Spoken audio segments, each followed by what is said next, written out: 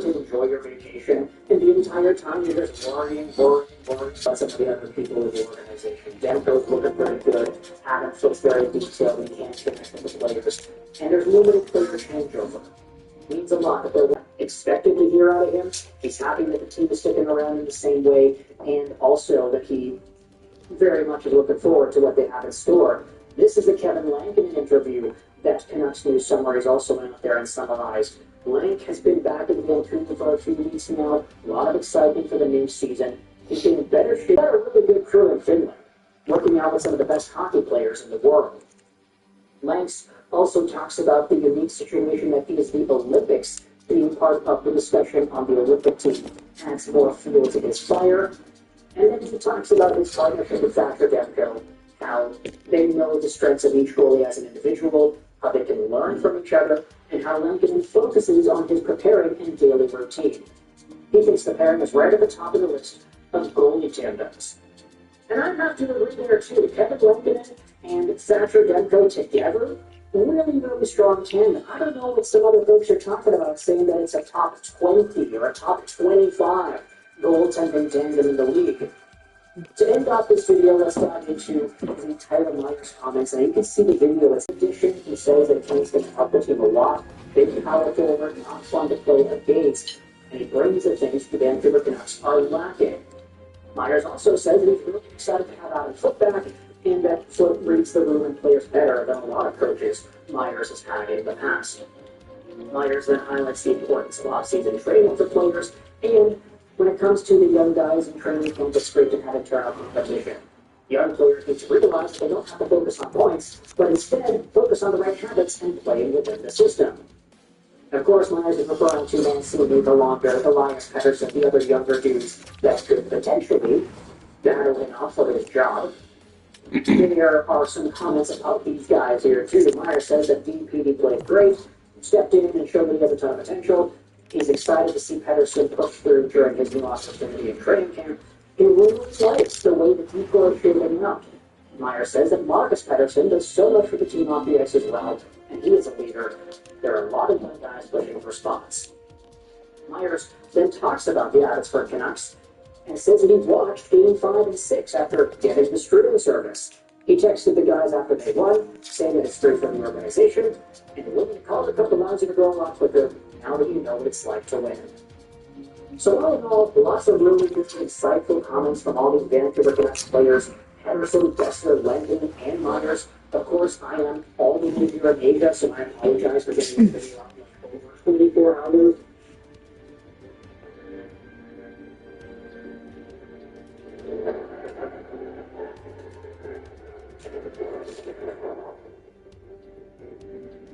What takes you there? Don't miss out. Get in the coach and look at the real thing today.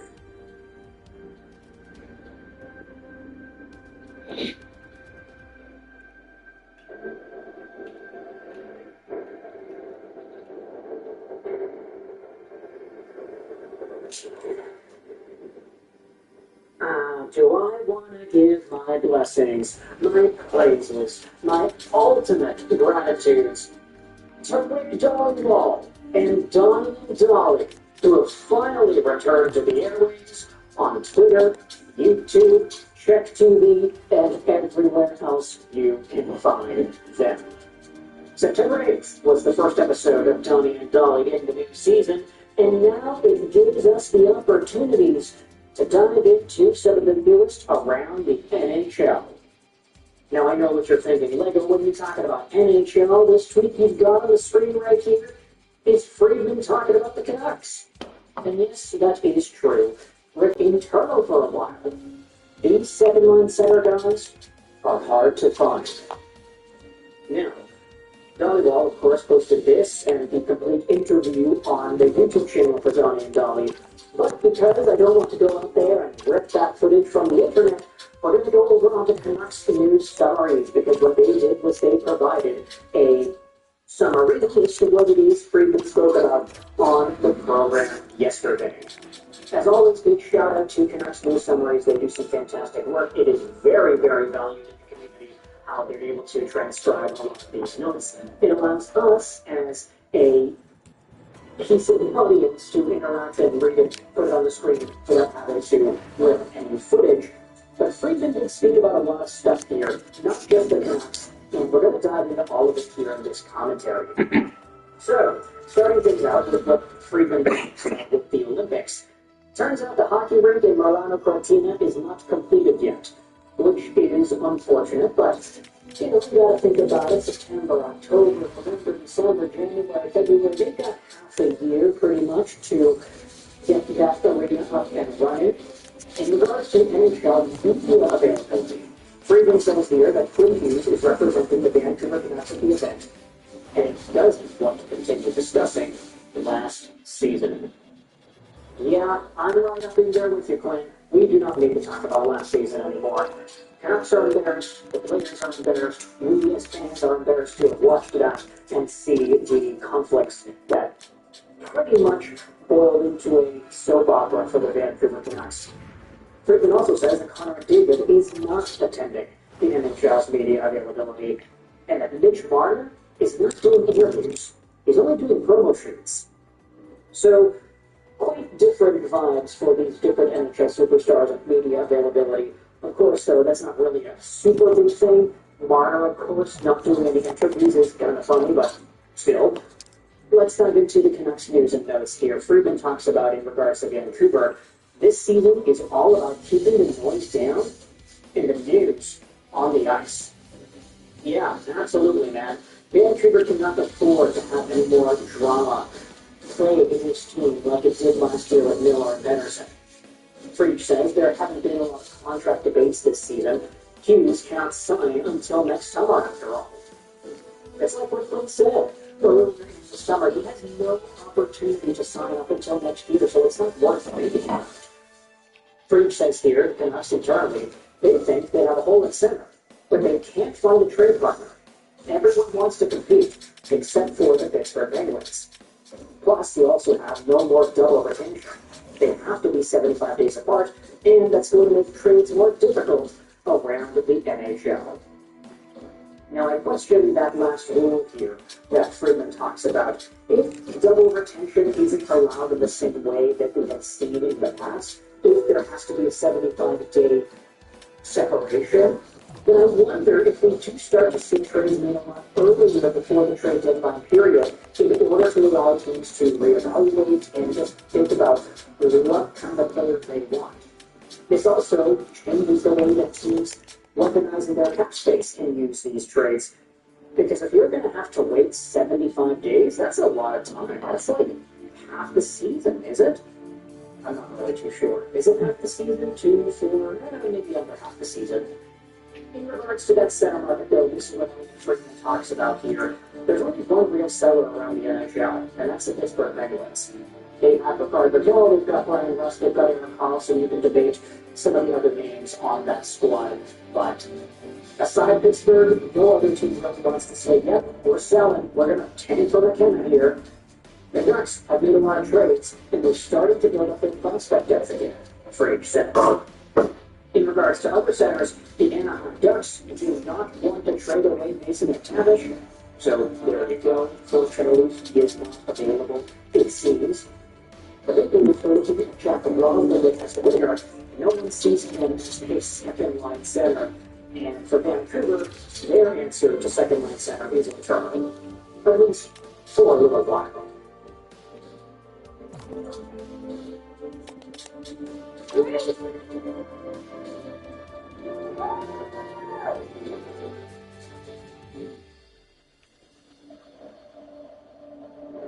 Top residents with a house of finished schedule.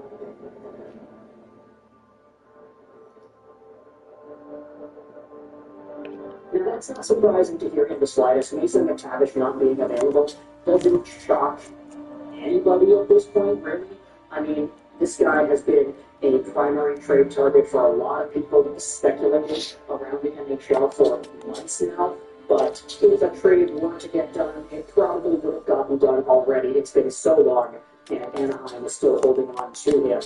Friedman is probably right here. The Ducks don't want to trade away McTavish, and they aren't really scared of any offer sheets either, so he's probably going to stick around over there. It's kind of funny to me How Fried mentions that Jack Rosalind is not really seen by anybody as a second-line center, especially when he was one of the main guys whose name was talked about early on in the summer as a center. But this is what Friedman goes out there and talks about. There are also one of the extra notes here. This is what Fried says about Connor McDavid. He's surprised that Connor has not been extended. So, yeah, okay, that's Friedman going out there saying that. He probably would have expected a Connor Mac signing, at least at this point into the summer, if he had placed a bet on it. Fried also says here he thinks that the two finals losses have made McDavid even more fanatical. Not signing is about 3 to 5 years from now, and whether or not the Edmonton Oilers have staying power. So, pretty interesting thought there from Fried, how Edmonton really needs to project themselves well into the future for McDavid to be able to commit to them. He also lets the organization know that he wants to win every single year, which is fine. I mean, the Florida Panthers are winning every single year, so why can't Connor win? The Oilers felt that nothing had made sense this offseason that fixed their goaltending. So what I think that means is essentially the Oilers didn't see an avenue to improve their goaltending that would have been a regular path for them in the offseason. They just kind of had no choice. They could stick around with the same names that they got. And whether or not you agree or disagree that that's actually the right way to go, that's the way that Edmonton decided for themselves. In a personal note from Elliot Friedman, he says here at the bottom that he donates his appearance fee to Canucks Karate Charity, and Donnie and Dolly are going to match that donation as well.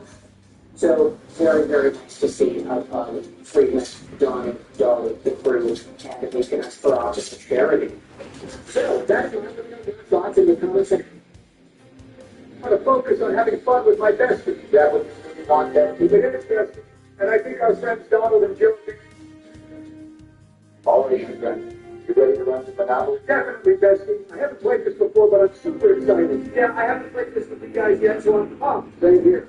Let's do this thing, boys. All we have to do is put something together for those. To answer your question, Dad, just because you're not playing with us. I only play this with my friends. And besides, there isn't enough room for you. Then why the hell do I have to be here for this? Like I said, you have no choice, and you will witness what an amazing friend group we are, Mark included in it. Started with this already. By the way, I will start us off with the plane. That's cool with you guys. Why the hell would you be playing exactly? My name is Joe Biden, and I like trains. Shall we say it's falling down? I'll be the rabbit since it's adorable. It reminds me of my bestie. The glazing is out of control already. I guess that means we can too, huh? I don't mind. Glad we got that sorted out.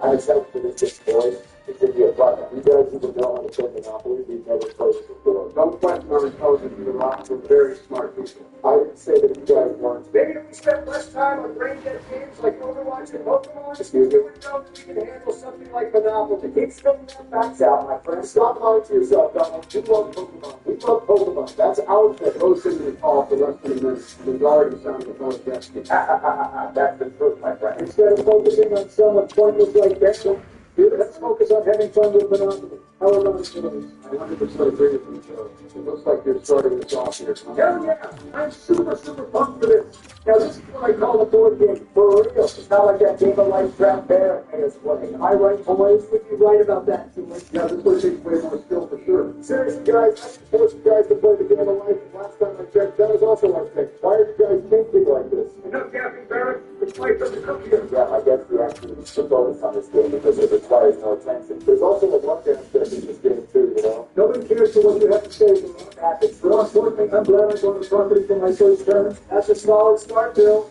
Let's see if you can do anything with that property, though, in the long term. I guess time will tell, huh? See what you got cooking for it. I will cook the board in for my first cross tournament. How about that? Why are you talking about? You're not even playing with us. You don't need to be like this right now, Don. Wait up, I'm going to play out on the ground. It looks like my bestie and I will have to negotiate at some point as to who will take over the light blue set. I guess so, bestie. I'm very glad whenever it happens. As long as you guys don't just hand George a win, then this should be competitive. Uneasy commentary from you, Barack.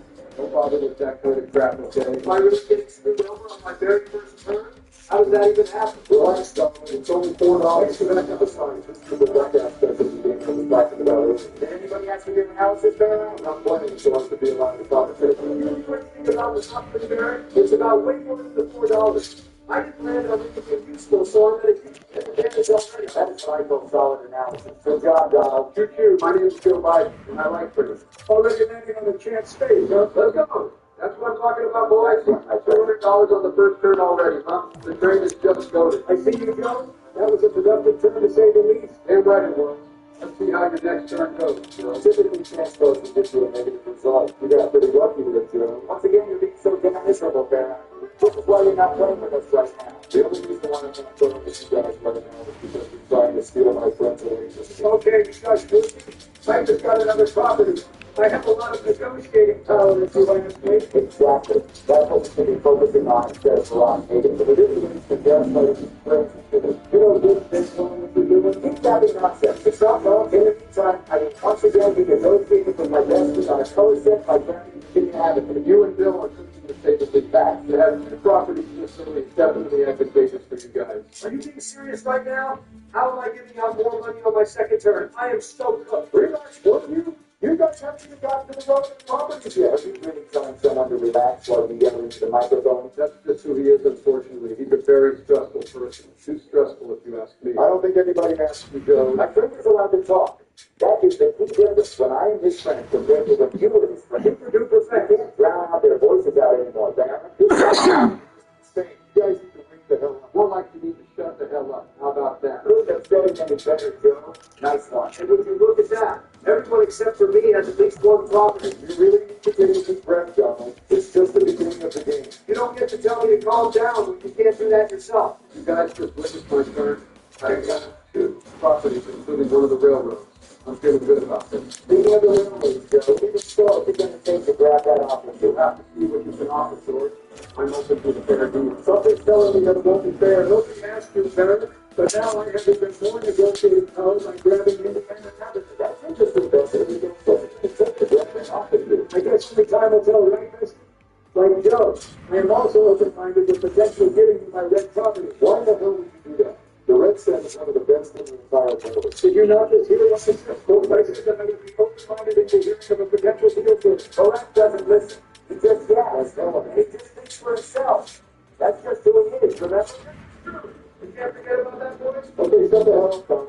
Why don't you wait and think the property first before you try to do it? Don't listen to him, Donald. You're just getting unlucky. I'm sure your luck will turn around soon. You're right, Joe. I can't be miserable and negative like Barrett. I'm really trying to figure out what the hell is wrong with you two in particular. Get over it, Baron. Things have changed and they no longer want to be friends with you. Okay, well, how about you say this again then? Say about it. They don't want to be friends with you, Barrett. Now, can you leave us alone? Like, dang. I don't believe you. Not for one second. You're in denial. It's disgusting. Again, you should get some help for that. That's the one who rock and assault. Seriously, Joe? We're just kicking out When now. you guys feel real with this crap, I must say, my friend, you're not the friend. You guys have made me happy. I will grant you your wish, but only after we finish this thing. How about that? Oh my God. After all, it's the rock's fault that I landed on the luxury tax statement. Yeah, this is my fault. I'm such an awful person, right? Now you're catching on, Barrett. Good one, Joe. Keep it up. You got it, Joe. Oh, you guys supposed to know that. That's funny as hell, Donald. You getting that railroad. What are you trying to do about it? Well, I'm trying to get the set. So you know I'm going to be reaching out to you later for a potential deal. See how that works out then. All right, let's see if I can finally get a damn property. Yeah, you can use one running up now. Yeah, if you got a red, yellow, and green property, that would be you. Am I seriously landing on a tax space? How bad is my luck at this point, huh? Well, it should be something good. Okay, you don't get to talk on it. Thank God! It's a no-brainer to buy Illinois Avenue. I finally have something cooking, boys. I spent a lot of time doing the morning. Stop trying to insert yourself in our friend group. We don't need to talk. Seriously, no, I don't want to talk. You're getting annoying, Barra. Just sit there quietly and watch us have fun playing in this game. You play on scan silence me? I'm allowed to talk. Someone's sounding sexy again. Good one, Donald. Don't laugh to it. That crap sounds so weird. At least my bestie can laugh, unlike the miserable having sex. Guys, I just won the second prize in a beauty contest. Are you proud of me? I'm proud of you, my friend. In what room are you anything related to a beauty contest? In what room are you actually capable of studying up in? Exactly my thought, Donald. Good job for saying it before me. So much damn deep writing, I swear to God. Just like that, boys. I got another $200 and I'm racking up the dough right now. Damn right you are, Joe. We'll be in a solid position in the long term, that's for sure. Definitely be relevant property set, though. The game just started, Garrett. Well, I don't need to be saying that. And just like you, Joe, I will be getting $200 myself. Amazing job.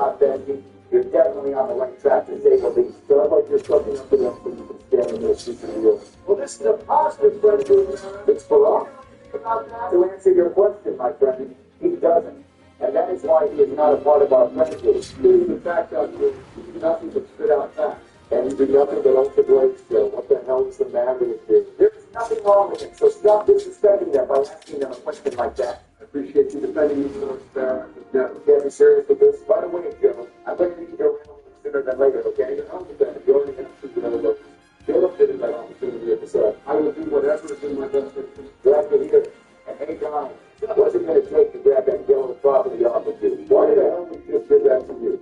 His only advantage is how he's the only one with the yellow property. Stop talking to me, Barrett. It's getting annoying at this point. You know, I wish you could just kick him out right now. This is my friend, but hey, Don, what's it going to take to grab that big property off of you? For the love of God, you're not going to say that conversation. I will do whatever the hell I want. Who do you think you are to tell me otherwise? I'm your damn friend. Don't forget that. Did April Fool's already? That's a good one, Barrett. Good luck, Joe. Good last sounds terrible. Maybe you should get that checked out. And you sound like maybe you should get that checked out. You got the damn truth. You got the last big property, huh, Bill? Don't you want to take and grab that off your hand? Let's see, Bill. There's still plenty of properties out there, so the negotiating will happen in short. Translation. Bill is going to rewrite doors and give him everything without getting a fair percentage. Will you shut up, Barrett? Excuse me? You think you know everything, huh? Unfortunately, that's just how he is. I wish we could help. More gaslighting for gaslighting Master George. Speaking of right, I just picked up the electric company. That's a super valuable pickup, Bessie.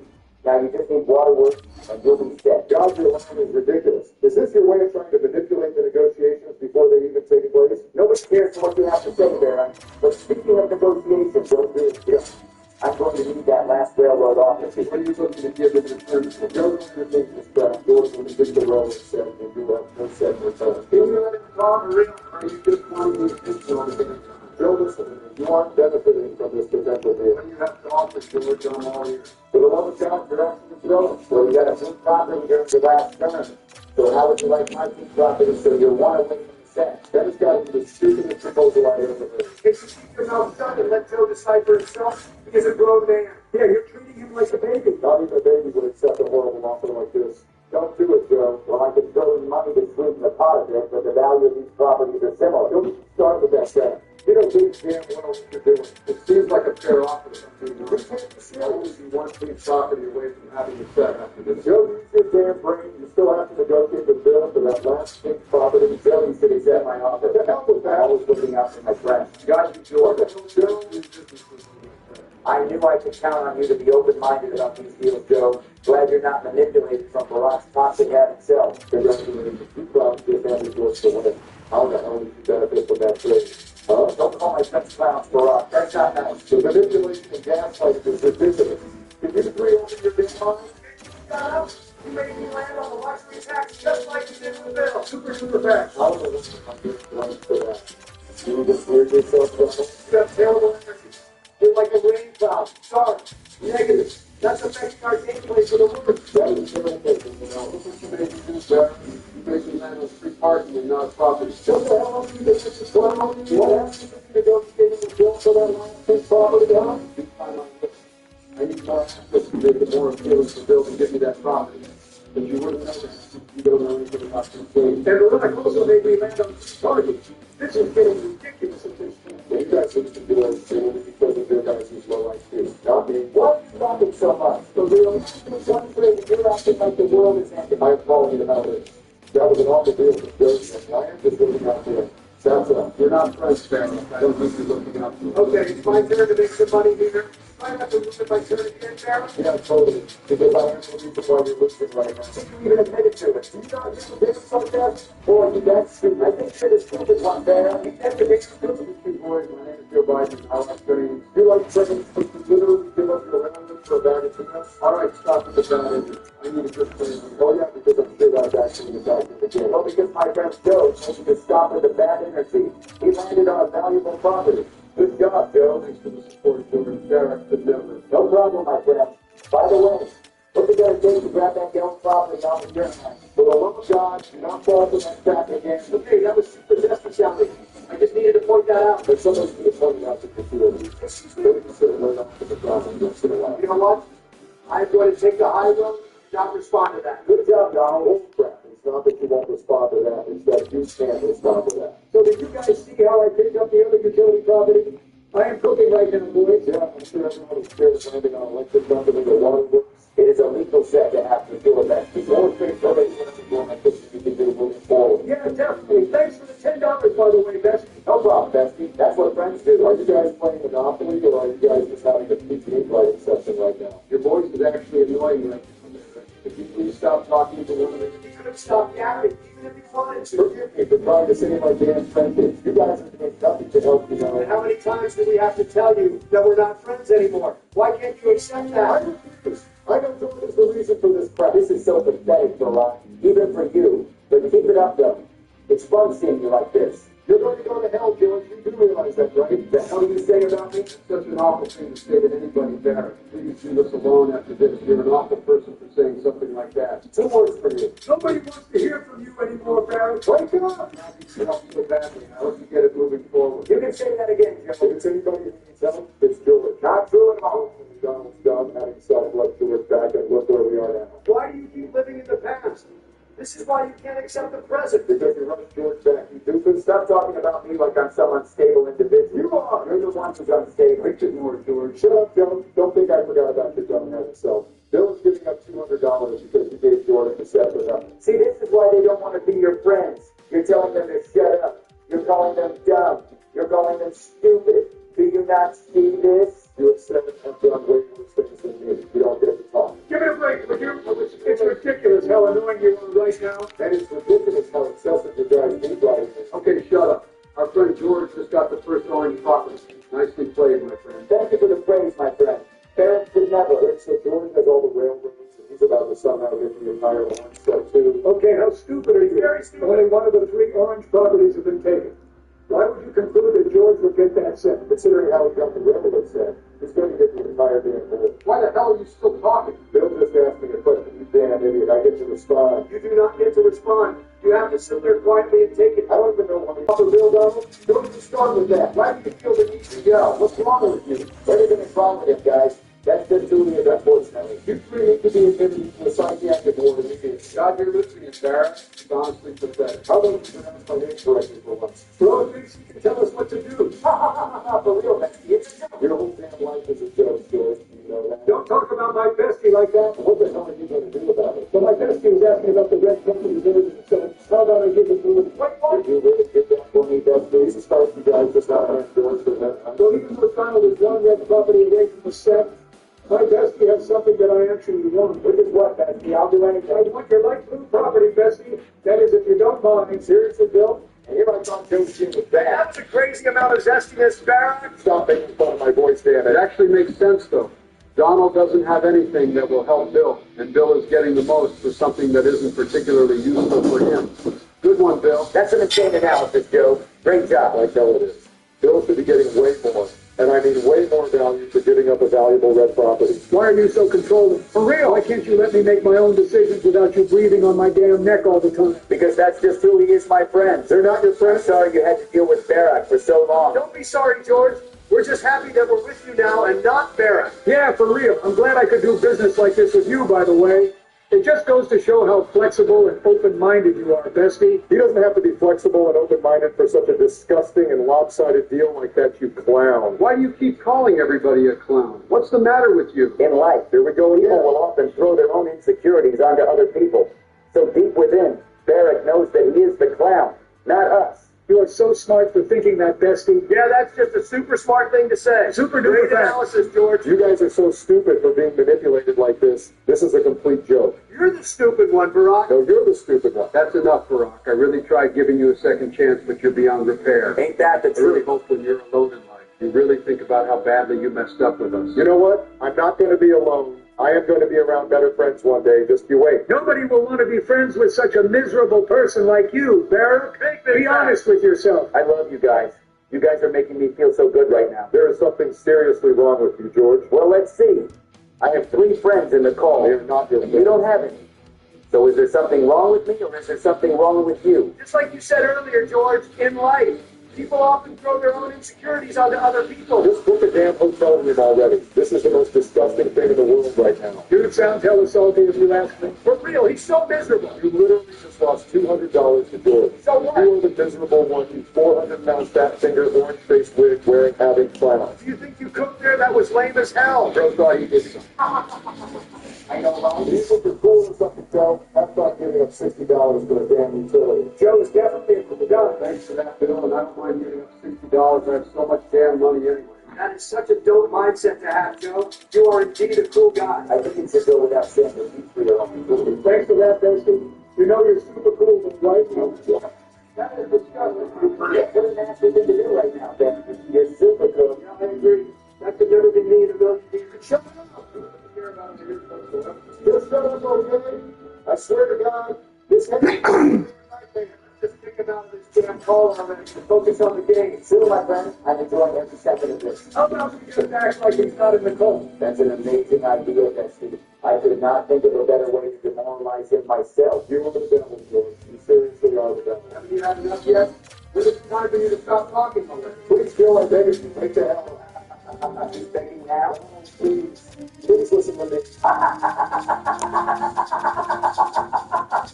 Oh God, this is so damn funny. He's saying please now. Bill, please, for the love of God, just listen to me. Why can't you just shut the hell up? I will do anything for things to go back to normal.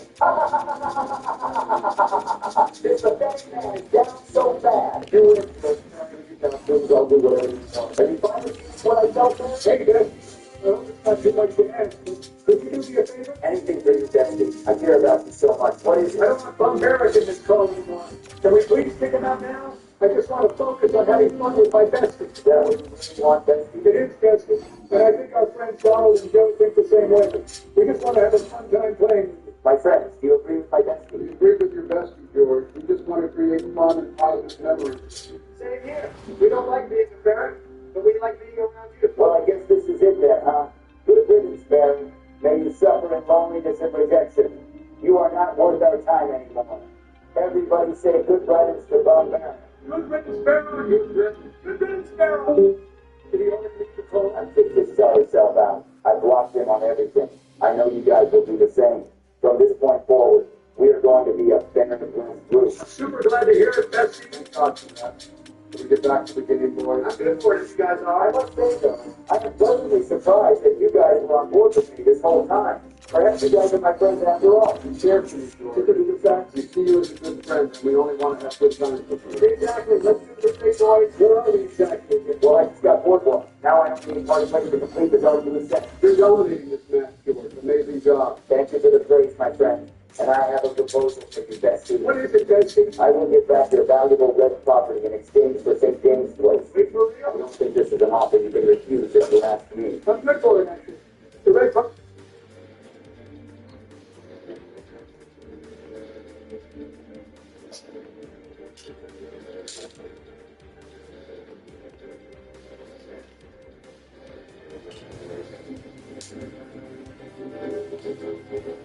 All of us know how to make your strength, and it has 24 hours of coaching to help build strong lessons. All of us know it gets better.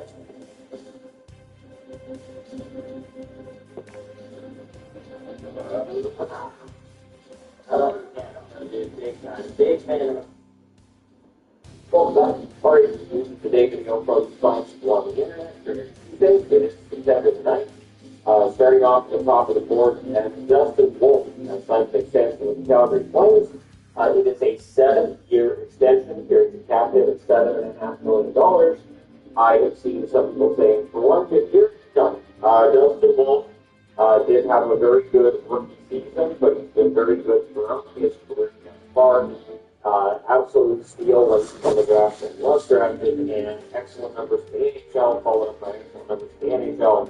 Just keeps getting better every year. So my guess is they want to get this done now before he has another good season for Calgary. He might be the best goaltender I've seen in Calgary since Victor Soccer. Right there, going east. At any rate, Wolf signs this contract. I think it's kind of Calgary this week, but last week, And here they are signing on distance, so kind of a better Calgary play. So good news for Oilers fans. The LTIR investigation into their handling of the Vander team this past season apparently is done. They'll be able to say yes second. And so no punishment for the Edmonton Oilers. My guess is A, there's probably not a lot there, and B, you just close the LTIR loophole, just let that go and go forward with that LTIR loophole no longer being in place. And everybody seems to be pretty happy with the idea that that LTIR is not going to be an issue going forward. So yeah, it makes sense that the investigation into the Oilers of Kane here just goes away. So Jack Hughes, and this is one of the weirdest things in hockey to me, is that the obsession with the idea that Quinn Hughes is going to go to New Jersey. Jack Hughes says, yeah, he'd love to play with his brother Quinn. Why wouldn't he? But I do remember the rumors of how the Stahl brothers were all going to end up together in Carolina. Didn't happen. I don't necessarily see Quinn going to New Jersey in 2027. And Jack Hughes says he does have the word eventually. Basically says, yeah, he would eventually love to play with his brother, and he would. At any rate, I think that Hughes that is the bigger issue with New Jersey. This is a list of NHL goaltender contracts. The number one goalie in the league is Igor Shesterkin, making 11.5. You go down, you'll see Vasilevsky, 9.5. Hellebuck, 8.5. Swayman, Ottinger, Sorokin, Ullmark, 8.25. And then you got UC Soros at 7.7. But what if I told you that right now, in the midst of this Tuesday morning, we have ourselves another guy to enter this territory? Ladies and gentlemen, $5 million a year. Holy crap. The Calgary Flames are betting on this guy. And holy crap, did Dustin Wolf just get himself the bag. Look at all the replies to this right here. Posted at 6:30 a.m. in the morning. Thrilled, showing commitment with this deal. Congrats, Dustin. Holy steal, well-deserved, should have been 8 years. Dustin Wolf, everybody is loving this contract. And I know it's a lot of money. It's a lot of time for a guy like Dustin Wolf, who has only played himself a total of, what is that, 18 plus 53, that is 73 minus 2, that's 71 games. 71 games in the National Hockey League, and Dustin Wolf has locked in a $7.5 million AAV deal. Here's the thing. You can very well say that he deserves it. I think the caliber of play that Dustin Wolf displayed at 23, turning 24 years old this previous year, was nothing short of exquisite. 3 shutouts, a .910 save percentage, and a .264 goals against in 53 games, with a record of 29, 16, and 8. Had the Calgary Flames actually made the Stanley Cup playoffs, I honestly think Dustin Wolf would have won the Calder Trophy. And he could have even been in the running for either the Vezina or the Hart. The Flames, all intents and purposes, they weren't that great this previous year, but they were in the fight. Mostly because Dustin Wolf was putting up goaltending numbers that were right up in there in the top 20 save percentages in the NHL. Not to mention the fact that he played so many games, he was tossed in there every single night, it seemed like, and as a top starter in the league with this save percentage and this goals against, he did all of this in what was essentially his rookie year. Sure, you're looking at it and saying, okay, well, there are a bunch of other guys that had more numbers, more saves, more better production and all that stuff. Like, okay, it's not like he was the best goalie in the world, but he was one of the top ones, and it was an underrated pickup. There are fantasy leagues. A lot of folks are going out there and expressing adoration for this guy from across the NHL's fan bases. Dustin Wolf proved himself to be a total stud, stealing that starter spot from Dan Vladar, and nobody is looking back in the city of Calgary. Nobody in the management group, nobody in the fan base, and not Dustin Wolf himself either. Now, hopefully, this is going to prove well for the young Calgary Flames netminder. Hopefully, it gives him the necessary push to become a number one, a true bona fide number one starter in the league. Not just the number one of Calgary, but a total, absolute boss who is consistently in the top of the NHL save percentages. I mean, he's already a top, let's just say 12 goaltender in the NHL when it comes to dollars, AAV-wise. And some of the guys he's going to be making more money than Hayden Hill, Jacob Markstrom, Jordan Binnington. I mean, a lot of these guys are very good goalies. They are. But Dustin Wolf definitely had himself that showcase, that stealing the hearts of the Flames fans that warrant a $7.5 million AAV extension. So with that in mind, let me know your thoughts in the comment section below about Dustin Wolf extending 7-year deal here for the Calgary Flames. It's up there.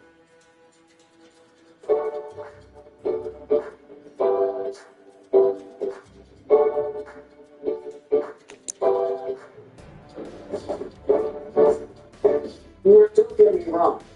I love talking about prospects, and we've made a bunch of videos about prospects over the past few years, from the Canucks, the Canadiens, and especially the Detroit Red Wings.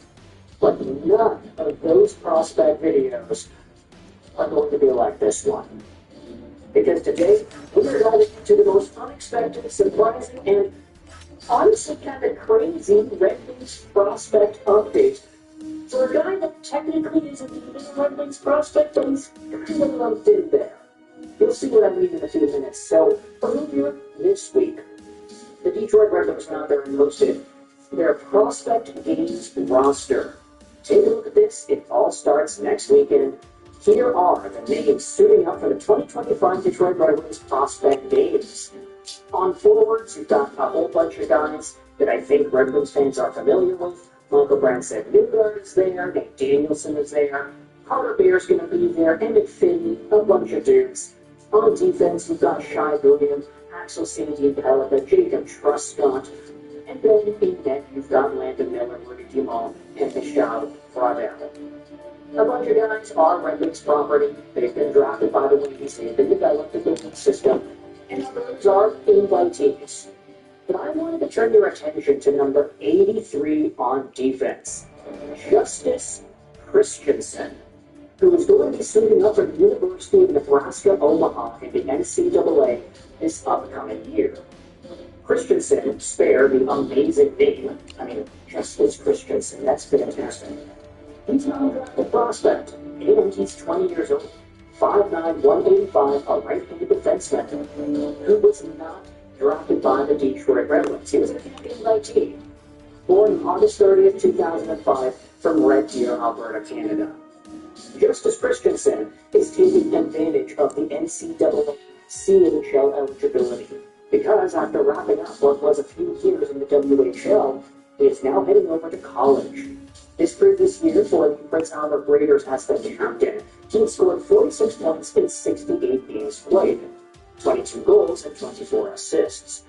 Now, never mind the fact that 22 goals is actually pretty good for a defenseman in the WHL. He also had himself 3 points in 11 games in the playoffs. Now, unfortunately for Justice Christensen, the WHL wasn't really all too kind to him in terms of the production. This year, they ended up getting eliminated pretty easily by Medicine Hat.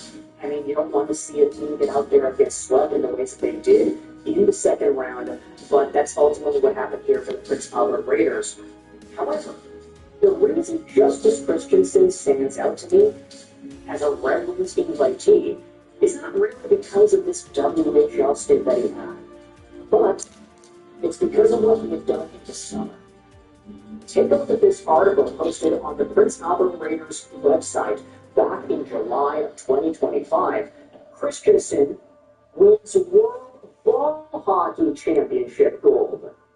Scroll down over here, he ended up winning the World Ball Hockey Championship U20 tournament for Team Canada. Justice Christensen is bringing the gold medal back to Canada. The Raiders team helped Canada win the U20 2025 Men's World Ball Hockey Championship in Poprad, Slovakia. Canada went undefeated throughout the entire tournament, capping it off with an 8-7 overtime win in the finals against the Czechs. Canada started the tournament with a nail-biting 3-2 win over the Czechs. Christensen had a pair of assists in that game, as the Canadians started off on the right foot. In Canada's second game, Christensen picked up another assist and a 4-1 win over the host Slovaks. Team Canada ended up improving to 3-0 in the group stage with a dominant 9-1 win over Switzerland. Christensen extended his lead streak to 3 games with another assist.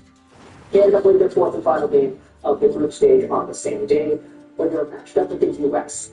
It was another solid game for Christensen, who served as Canada's captain for the tournament.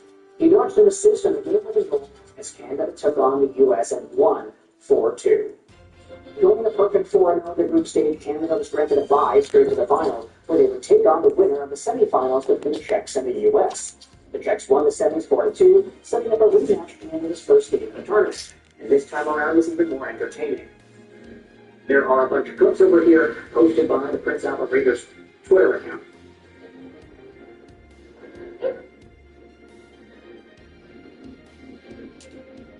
Well, that's Funny News the Day video from Funny People on the Internet for your Tuesday. It is September the 9th. Starting off with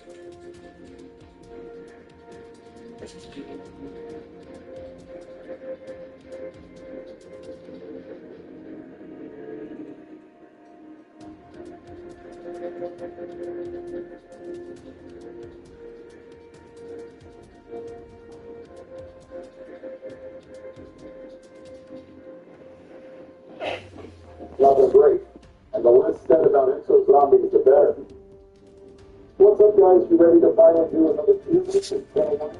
oh yeah, Barry, what's your pass for us this time? I was thinking we could rank all the mainline Call of Duty games. There's a lot of them, but I think it could be interesting to see everyone's thoughts on the franchise as a whole. That's a good idea, Barry. I have a lot of strong opinions on these games, especially if the varying degrees of quality of these games. This should be fun. Hopefully we don't end up arguing too much, but I'm excited regardless. I already know you're going to come in with some things, Joe, so be prepared to defend yourself. But anyway, we should go ahead and get started. We have But before we get into things, let me tell you about today's sponsor, Raycon. Think of a moment in your daily life where you just want to tune into something great. For me, it's music when I go on walks outside. But sometimes you've got to tune out all the background noise just to focus, which is why I want to tell you about the Raycon Everyday Earbuds. Their new upgraded model includes active noise cancellation, so you can drown out outside distractions. They also come in a variety of new eye-catching colors that will complement any and all skin tones. Personally, my favorite color is blue, which is a nice change from the typical black or white earbuds on the market. I've been using my Raycon earbuds for about Yeah, I want to get Rossi. I can say with 100% certainty that these are the best earbuds I've ever used, which is why I'm happy to share that you click the link in the description box below, or by going to buyraycon.com/JJ. You can get 20% off your Raycon purchase plus free shipping. Again, that's buyraycon.com/JJ. Get 20% off your purchase and free shipping. Huge thanks to Raycon for sponsoring today's video. I hope you check out their line of amazing products. Now back to the video. The original Call of Duty, now personally, I think really great content. And I assume nobody here really cares about it. We should put them all in detail or something since they were important to building the franchise, but don't really hold up to modern standards. Going just to cotton picking secondary. I happen to love the original Call of Duty. I played this back when it released. It was truly innovative. Joe, the original politicians. There's nothing more than a rip-off Medal of Honor. I know you may like this particular relic, given that you're a living fossil yourself. So let's get objective here. This game sucks. I put it in attitude. Donald likes it. This game is just a generic World War II shooter. Is there anything memorable about this game that you can recall? Any interesting levels or set pieces that come to mind? Oh, of course, George. There's the, what were we talking about again? Damn, Joe. I thought you were about to actually contribute something interesting to the conversation, but I guess I was giving you too much credit. Let's just put this game in here and move on. Next up is Call of Duty 2. Like Barry already said, pretty much the same shit as the first Call of Duty. A forgettable World War II shooter from a bygone era. I never played the original Call of Duty, but I'd love to do good one. It was Treyarch's first Call of Duty game and a true classic. Well, we aren't ranking the big red one, Joe. But how about we get the big orange one to finish? Any insight you can give us on this game, Don? Fuck you, Barack. But why would I have anything to say about this garbage game? The only thing I know is that they used one of the maps of the game COD World War II. But otherwise, who cares about this game? F here. It would be kind of funny to put it next year because why the hell not? I doubt anyone gets so upset over it. You all are so mean. So many people put their hearts and souls into this game. Deserves to be speech. They lost their fucking mind, Joe. Who's gonna argue to put this shit in C tier just because of that little comment? I think we should put this all the way down in F tier. Now that's what I'm talking about, George. Dropping in F like you drop bombs on civilians, Barry. Next up is COD 3, and the first two COD games developed by Treyarch. And once again, it's shooting World War II shooters for the film. Yeah, I mean, what else is there to say? Even after just 3 games, I bet gamers were getting sick of this shit. No innovation at all to be found here. I don't even want to waste another second talking about these first 3 COD games. And we please just put it in F tier and move on to real games. Come on, Jack. I have the whole 10-minute presentation ready for why COD 3 is an underrated masterpiece. Just let me cook. I'd rather cut my ears off than listen to 1 second of your incoherent ramblings of why COD 3 is supposedly anything other than total dog shit show. Now it's going in F tier, and that's fine.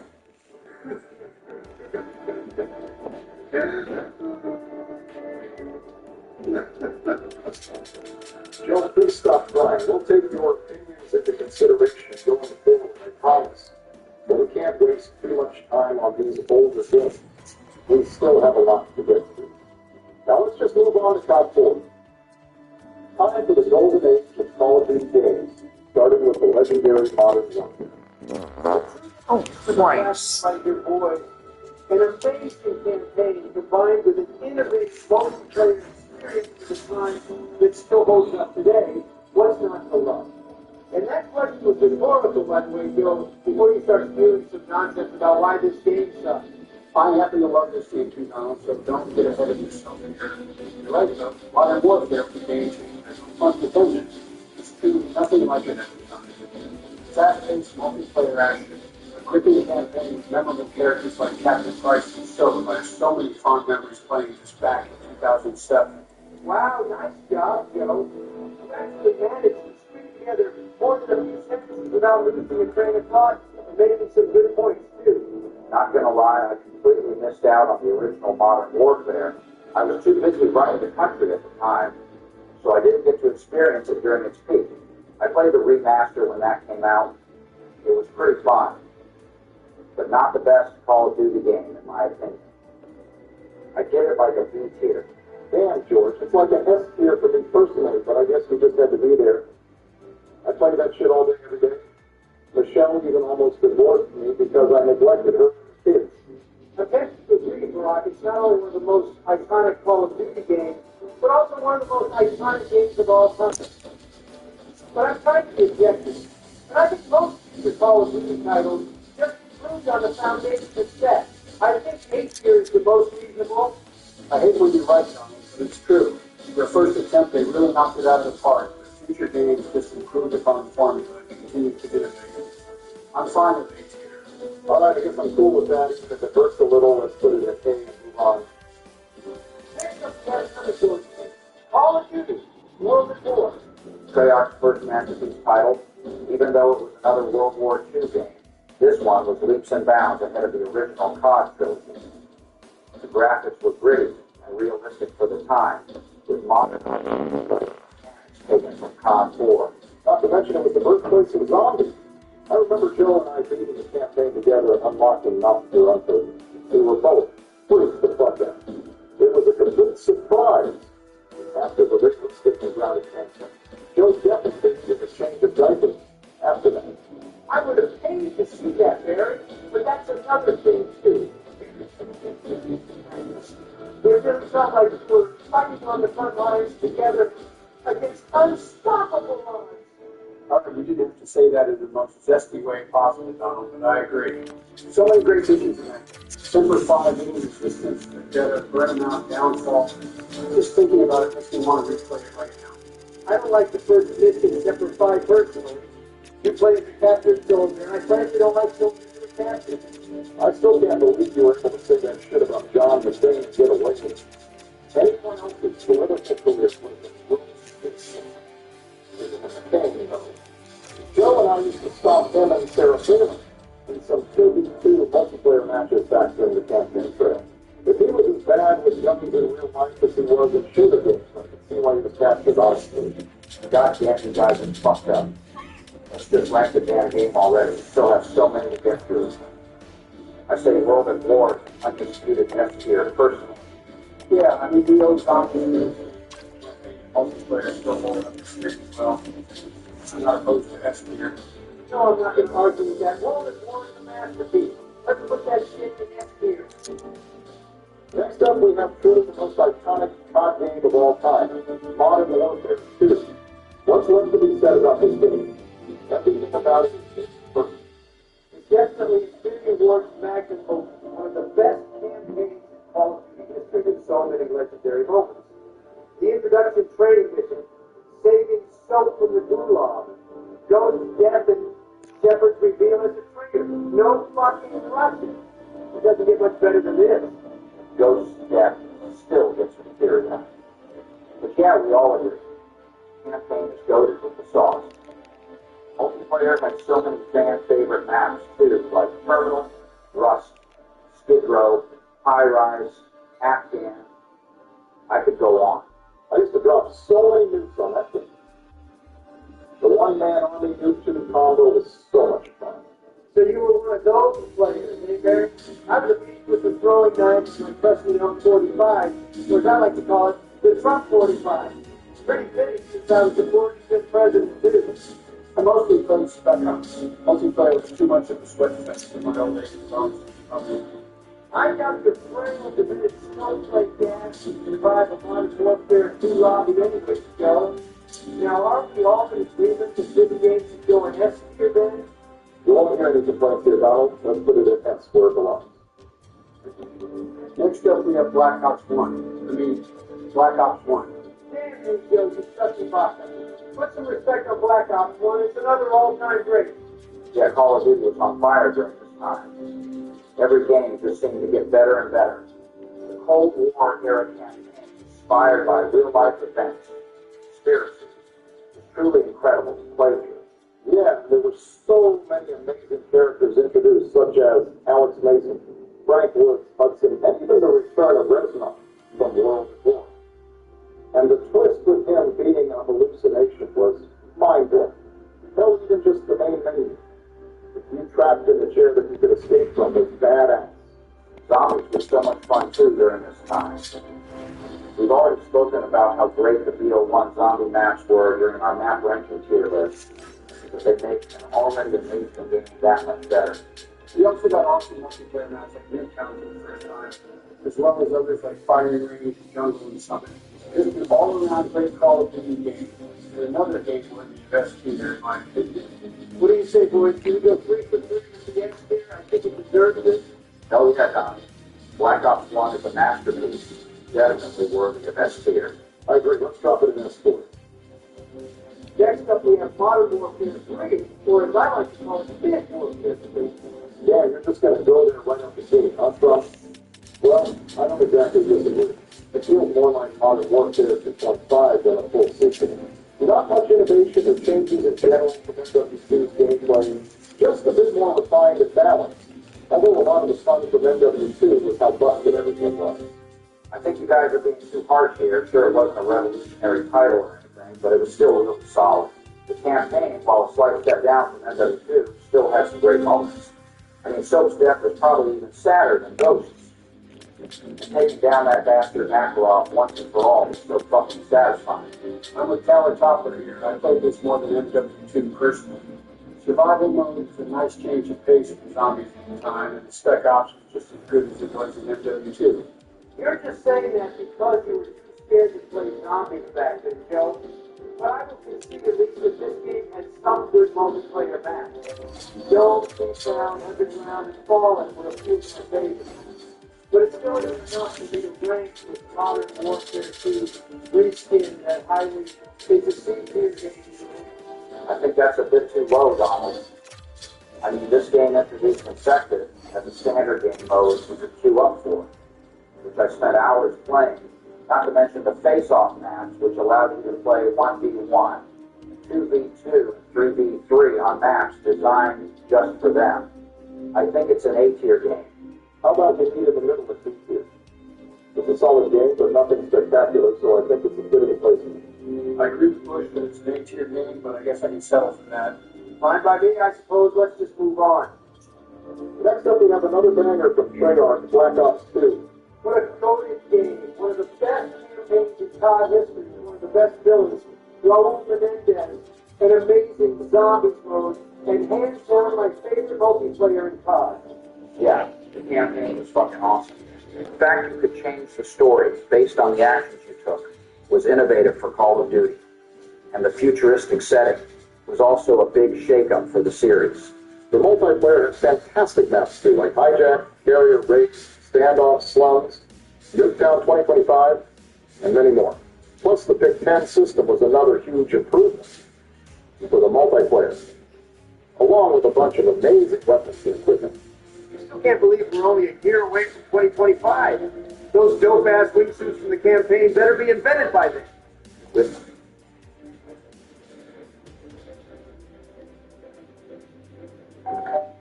Hello. Hi. Remember me? We bought your old house? Yes. We brought some mail. So, this is a quote that has broken the hockey world, and it was given to us by Pierre LeBrun. All right, boys, you ready to play another game of golf with your friends? I love golf and I love everything about this game. I wish you all last game and ready to play again. Well, I wasn't here the last time you guys played, and I intend on getting first place because I don't settle for anything less. McGrady's just a well stat ready. Let me see if I can get him. Sign. I don't fade.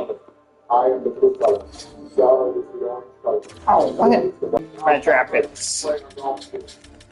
Good plan was playing in the forest after all. I didn't get a chance to play that one with you guys. Come on, George. You should have known we weren't going to do that one again. But if you're great at golf, then you would be fine. I'll start us off. Yeah, and we'll do this down the side. We're on a good pocket. Okay, Kim, this is turn. Honestly, I'm just going to full send this and Donald didn't put enough power in the shot. And of course, you have to make me the lab rat so you guys can benefit off of it. Stop crying about it, Donald. We want to take this every hole. Let me show you how it's done. Well, you didn't get a hole in one, but you're most definitely acting like you would get a hole in one. Step it up, Barack. All right, well, I'm just going to aim straight from about half pound. And I have to say, Joe, you will not be getting it in the next turn either. Of course, you and Donald are one to track. Okay, Ron, you're definitely being toxic. There is no need for that. Let me prove you all wrong. Honestly, Donald, you got to put more thought into your shot. Screw you, You George. got to put your handles and power when you're attempting a shot. He's not wrong, Donald. Look at George. He finished up following his deal with his suffering. Honestly, Barack, why do you feel the need to be so toxic when we're playing golf with your friends? What did I do? I'm not being toxic, Joe. I'm just stating the facts. Dang, look at how you're playing. Only these folks garbage like that. I'm trying to give you advice on how to play this game. Don't take it personally. Okay, well, I got mine to the hole. You don't have to echo on my There we go, there we go, there we go, there we go, there we go. I guess it'll take you 4 attempts to see the score. I'm already down to get it okay. It's only going on. They won't get it easy with you guys. All one is supposed to be easy. All right, now it's time to stop talking and start playing. Let me show you rookies how it's done. It'll be interesting to see how you approach this score. Thanks, Joe. I'm just going to keep this shot and see where it takes me. Weren't you the one that said to be mindful of angles and power before taking a shot? What's that, George? How about you worry about yourself, Donald? Aren't you already losing to me? Well, okay then. Guess I'll just show you what King Donald can do. I doubt you're going to do much, Donald. Oh my God! That was a hopeless one. Instead, I'm all the way back there with George. We're almost going to need anything to talk on. All right, time to pop and go to the I did some studying as to how you guys approach the shot. Okay, what do I officially need? Wow! That was super close, Joe. At least you'll get it in your next turn. Nice one. You now see what I'm talking about, George. Anyways, it's time for the abomination to be instead. What are you trying to say, Barack? Be a man and spit it out. Well, you guys are ganging up on me. Are you serious? And of course, I was close to a hole in one, but this game wants to tease me by sending me back to where Donald is. Correction, Barack. You're further away from the hole than Donald. This is exactly what I'm talking about. Screw you, Barack. Just constant inside with each other. Are Are you guys being serious right now? Stop acting like kids and let me play the damn game. I was saying to him how you guys would let me concentrate. Sounds like excuses, George. Let me tell you how it's done. You didn't tell me much. How about you stop talking about what you're going to do and actually do it? All right, I'd like to tell you how it's done. Start the first one to complete this course. How about it, Louis? I'd love to see your improvement, Joe. Good one. And once again, this will excuse me from completing this course. Thank you. This is the second time now that I've done with this already. Okay, so let me get this straight. What's up, George? Donald and Barack are constantly trying to argue and display as to why they're better in this exchange. Yeah. Whenever Donald seeks for you and prove Joe, Barack gets toxic. Does that sound right? Sounds right to me. Why, tell us that. Everyone's being toxic. All right, I'm going to prove why I won last for this one. All right, well, let's see it then. Donald, what in the hell was that? You talk so much and pull that garbage. How proud can you be at this game? Well, I won last game, so that's all you need to know. All right, well, I think I know what I'm doing on this course. Hopefully I can complete this course within 3 attempts. That's not a bad shot, Joe. I mean, anything is a better shot than what we literally saw from Donald today. All right, here you go. And of course, you guys are So my top line would be Marner, Freddie, You can't hold on to winning the easiest match of the game. maybe one of these two. That's all facts, Barack. Wow. So let me get this straight. Please do. You're just ganging up on me and Joe. You guys are making a mistake. Take it however you want, Donald. Jordan and I are just trying to give you tips and suggestions as to how you should play this game. After all, you two are the ones losing right now. I didn't know this became a team game. I'm just trying to focus on getting better, so hopefully I can continue doing that. Well, I can't say if you're getting better based on that shot, Joe. But if we have a real golfer doesn't. I'd like to see you try Barack. You don't have a good angle to complete the course this time. And that just happened. Why are you talking trash to Joe Barack? There is no need for that. I'm just trying to win, Donald. Did you guys forget about me? I'm the one who's probably winning this game right now. You didn't know that? George, no one cares. You most definitely will not win this game. Book it. Oh, yeah? Looks like you did something there, Donald. Then, of course, Donald is all about no life. Okay, you and George need to shut the hell up, Barack. There's no need for being this toxic when we're playing golf. You guys hear yourselves right now? Stop taking it to that level, Joe. It's called friendly competition. As if you sound like a damn bully. If you can't take up constructive criticism, Joe, then you can just say so. You guys are not giving me constructive criticism. Donald was giving me constructive criticism, and it helped me become a better player. Oh, really? Now, maybe you guys should take some notes on how to do that. Well, I appreciate you taking up for me, but we just got to focus. Maybe I need a We'll never hear you. I just need like Donald, I'm just going to use full power for this, and it should work. Nice one, Joe. Are you sure you're still playing golf? I was doing that. All right, if you just want to be bullied, you don't have to say anything to Joe. He barely has said anything to you guys, if anything. Direct it towards me. Well, we might have to depend on this shot, and I guess that shot was a complete failure. It's going to take you forever to complete this course, Donald. I told you. We're giving constructive criticism. Stop taking it personally. Preach for rock. Let me show you how it's done since you and Bill couldn't do anything, Donald. And would you look at that? Nice shot, Bill. Actually stayed in the course because that's what you're supposed to do. Okay, let's see if you can do the same thing, Barack. I most definitely would, Bill, because I know how to play this game. And would you look at that?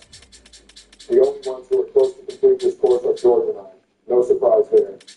All right, well, I can do the same thing you know. Just because I had one bad shot, it doesn't mean I'm a bad player. That's correct, Joe. Consistency is key. And that was a good shot from you. Keep it up. Thanks, Donald. I'm curious to see how you approach the situation because you are literally worst-case scenario. Honestly, I have no clue.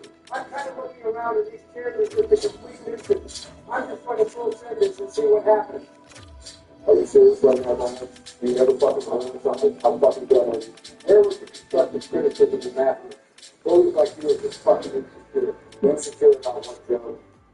You even have to admit that it was a dumb fucking shot Donald took. You gotta have a better strategy. What the fuck? Oh, really now? And what the fuck was that shot, George? I don't know what you're talking about. I won't kick someone on the down. I won't stoop as low as you two fucks.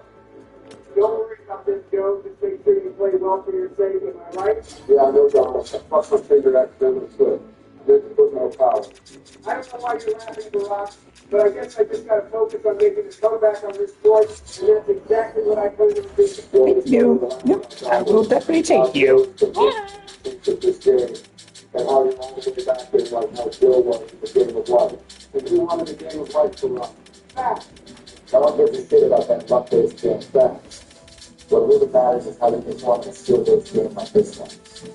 You guys don't need to do it. In the meantime, you guys can just watch my greatness as I finish this score for the birdies. All right, well, not about I'm sorry, but rather I'm finished. I didn't have the greatest angle to work with, but at least I'll be able to finish this course in my next attempt. That's a good way of thinking, Joe. I don't have any options as to what I can do from this point, so I'll just play this conservatively. For the first time ever, Donald, I think you actually made the right decision. I knew you were going to do it, so it's not like you could have fucked it up. Perhaps that's true for us. But once again, I'm going to finish on par. I told you boys that I don't settle for anything less than first place.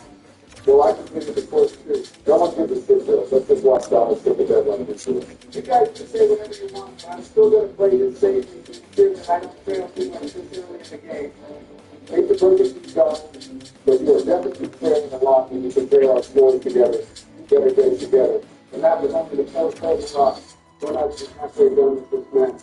Whoa, hold on, Barack. You said it to 10 holes. What the fuck are you doing? Stop the big Donald. If you're better than all of us in this game, then you will win regardless of how many holes they do.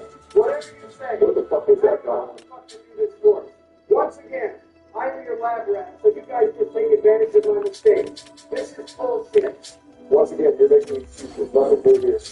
I'm just going to play smartly since that is the way to go. It's not something Donald would be able to consider.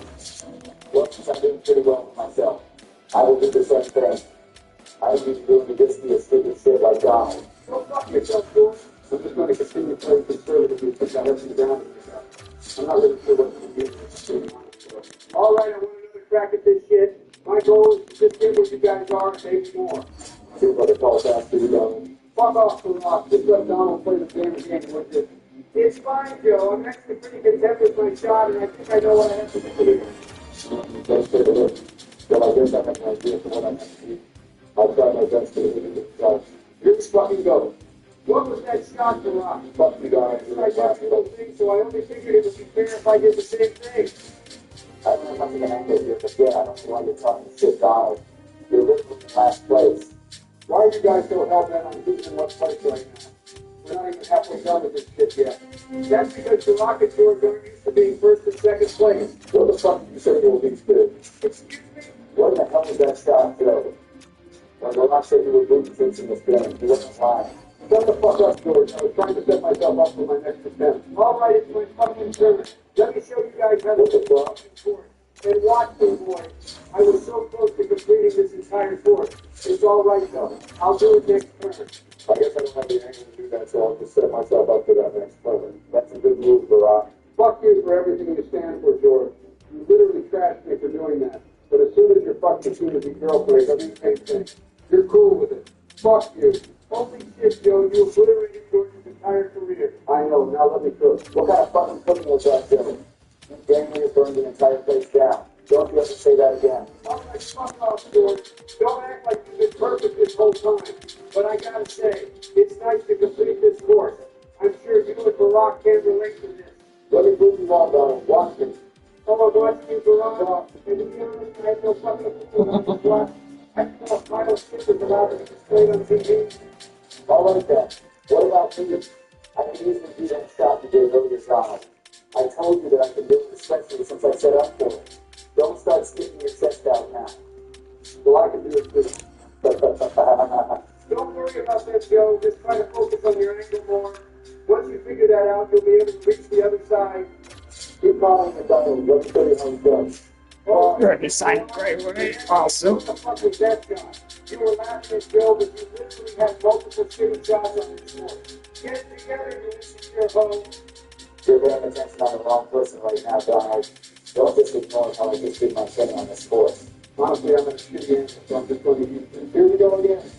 Oh, fuck, hey. Are you actually serious right now? What kind of lucky bullshit is that? Well, sometimes luck is a part of success for us. I'm just glad that I didn't go out of town with it. Whatever you say, Joe, let me do my thing now. Jesus fucking Christ. And you said I'm lucky. Shit, drop. Fuck yes, let's go. That is the literal definition of luck for us. Your ball had so many opportunities to go out of bounds, but it didn't. Now, fuck off, Donald. That's all still. He's ready to watch Bill fuck this shit up. I told you that I'm going to start this more smarter than forward. It kind of seems like you're trying for my downfall. I don't need to trade for something that's already happened, Bill. I am way ahead of you in this game, and that is a fact. And just know that it's not about how you start, but rather how you finish. Joe, you've been using that as your fucking excuse as to why you're playing shitty. After a certain point, you have to show signs of improvement instead of relying on that saying. All right, well, focusing on the game now. I'm not sure how to really approach this, so I'm just going to play it smart. Wait, One Barack. you're playing it smart? Sorry that took me a while to process since those two don't go with each other. Ah, nice one, Rob. George gets your fucking Iraq loving nipples up. Excuse me? It's fine, George.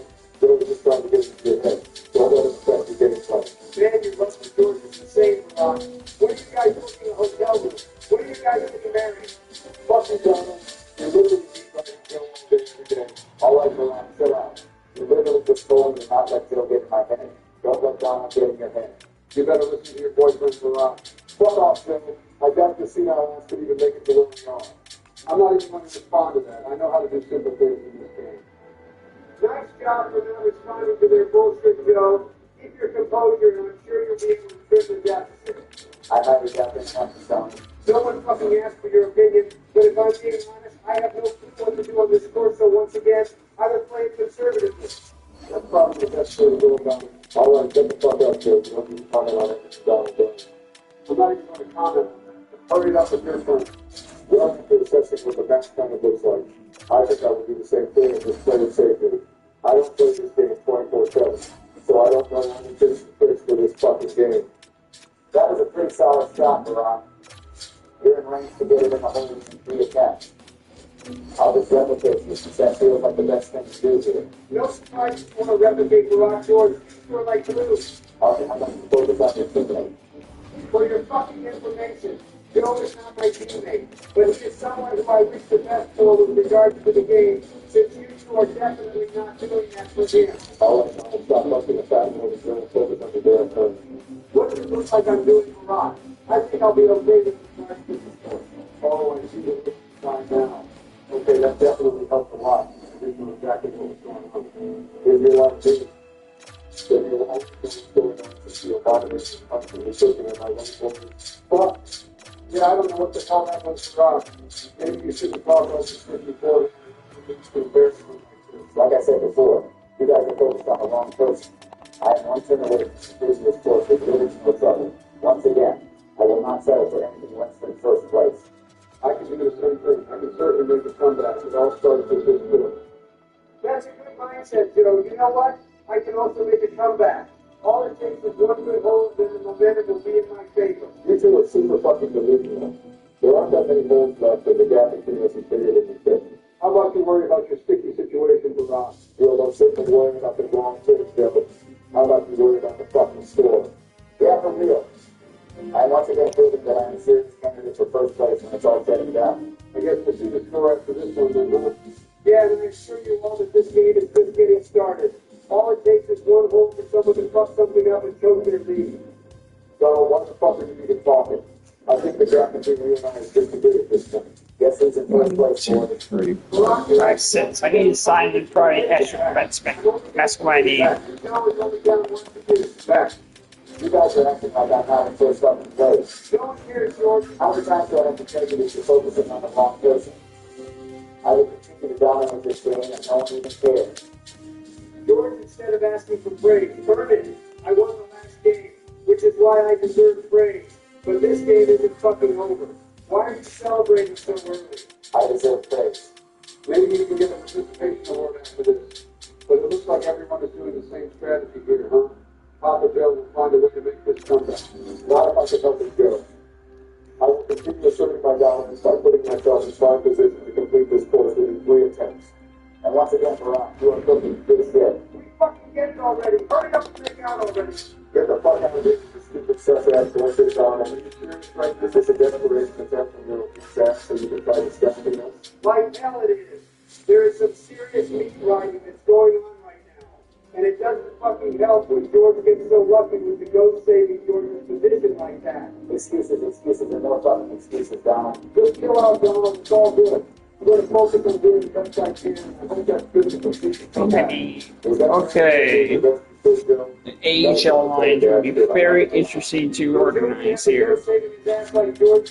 I'll let it enough from you all. Time to watch how the first place player does it. Oh, yeah, I definitely saw a lot coming from the first place player. That is exactly why I said it's not about how you started, but rather how you finish. Don't fall apart now, George. Let's see this, Donald. Are you about to Get ready to stretch, please. that pisses me off because when I always know I'm going to complete the greatest comeback of all time in golf in your grand history. Shit like that has to happen, huh? And the same thing happened to McDonald's. I was so close to completing the score, but so frustrated. Okay, you feel so fucking good. So that excited fun with this thing. Let me show you how it's got going down. Better than nothing, some shit. Because we don't have many opportunities left to make this fucking comeback, Donald. Facts. And of course, I'm going first since I literally have no fucking clue what to do. This is just a wasted term. Now you guys will benefit off of my mistakes. This is bullshit. Be quiet about it, Donald. I'm not going to pick sides here, but wouldn't you all agree that if there's something tough to figure out, the first person to try it first would have the worst chances of being successful at it? Why don't you two stop at your fucking delusion and stupidity? Don't blame us. Blame your skill. It's clearly not good enough to compete with me or even for rock. And this is exactly why I say that you two have to take constructive criticism instead of getting buttered by taking shit personally. There's a huge player gift here, boys. Okay, whatever you say. Now that I'm done being the lab rat, it's time for Team Donald to come back in this game. This game still has a few holes left. Don't think for 1 second that these standings will remain the same. I'm confident in my ability to make something special happen. Yeah, say Bill. As long as Bill and I play consistently safe, there's no way that we will beat our leads to the fun answer. I think this is just something that you and Donald have to accept, Bill. The reality is that you two suck ass in this game. I don't know how last game went down, but ever since I've been here, you two have been complete ass. And your presidency is complete ass, but you gotta win, right? Okay. Donald, you don't have to bring politics into this game. You can talk shit and do what you gotta do, but that is the one thing we're not bringing in. I will not tolerate that shit. Do you understand me? All right, fine, that's my bad. I just let my frustrations get the best of me. My bad, George. I told you this before, Donald. If you accept the fact that you and Joe will finish third and fourth place, then the less frustrated you two will be over time. Okay, but in all seriousness, is everyone just doing the same fucking thing? Way to have fun. George and I are trying to choke our leads, Bill. You don't have to get salty. I guess I understand where you're coming from, Barack. After all, you had a major meltdown in the game of life. Fuck you. You had 2 weeks of yours to go. All right, you're thinking about the wrong game. I know you got it down on the target, but once again, you stay worry about what's in front of you. Let's see you do something. Well, how's that for doing something? Although it's nothing flashy or anything of that sort, I'm looking to complete this turn in my next fucking turn. That way, it ensures my lead. Anyone can do that, Barack. It's not that hard. And are you fucking kidding me right now? Once again, I barely missed a hole. That would have put a dent in your lead, Barack, and you know it. How in the actual fuck is everyone forgetting about me? I've been in first place for a long time now, and it's just pathetic that you guys can't even recognize my greatness. You guys will pay the price for that. Whatever you say, George, I'm going to aim this shot so perfectly that the ball will go in this turn. Can't wait to see what that disaster looks like. Good luck, Donald. Seriously, Donald? That shot didn't even put the ball close to the hole. And you really thought you were going to do something? Yeah, it's pretty pathetic, Donald. I can't remember since I was fixing this whole damn thing. Don't think you're the only one who can make it in this turn, Barack. I'm right behind you. Yeah, you're definitely a brother, Joe. I'm so scared. I can do this shit with my eyes closed, Joe. Getting it in from this angle is nothing. Stop patting yourself on the back for something so easy. Then I kind of forgot Donald to leave it in this game. She's so quiet after the embarrassment we had to endure from talking here. All right, fuck off, Barack. There's still 2 holes left. Anything can happen. Are you fucking stupid, Donald? Do you see the score? Nothing suggests that you will make this comeback. Whatever you say, Barack. And once again, I'm going first since this game wants to cheat me out of opportunities for making this comeback. Every time there's a goddamn laugh rat. Maybe you should focus more on what you should do before it gets too endlessly. Fact. All right, Donald, don't listen to me. If anyone knows the game of golf, then you should know that it's possible to fuck a hole or two up and lose your lead quickly. Stay humble, bitches. The only reason why you made it across the obstacle, Bill, is because you saw Donald's bum ass fail. Don't act like you did now. What the fuck are you talking about? Barack. Killed him in a similar place. How did I save him? I think it's because he views you as a fucking loser. What the fuck? All you do is take L Donald, including this game when it's all said and done. And once again, Donald, we're all doing the same thing. Like I said before, there's no way that Brooks and I are losing our league, so you can kiss your delusional ass. Come back, folks, goodbye. Well, this course looks fucking confusing, so who knows what will happen. Back. Are you serious, Donald? This looks pretty straightforward to me. Yeah, I guess we'll see about that. Time to make something happen. Oh, you definitely made something happen, Donald. You definitely ensured your fourth place finish. I always believe in the saying, it's not over until it's over. Here we go again. At the heart of the champion, and there's no way that I will give up regardless of how many times you and George tell me to. You hear me? I hear you, Joe, but you're not backing that up. What in the fuck was that shot? What goes through your brain when you do shit like that? I can't even comprehend because I'm not that fucking stupid. I don't know for us. Maybe Al can comprehend that. Put yourself to it. Okay, seriously, just make fun of Donald and pull that shit, George. You're a big hypocrite, you know that. Well, it doesn't matter since I'm still going to get first place. Yeah, I don't know about that, too. Wait, what? Did your dumbass forget that you were only up one in the garage? You've been saying that you're going to get first fucking place this entire time, but it looks like you're going to choke that shit away. Fuck off, Donald. You're not even close to first place.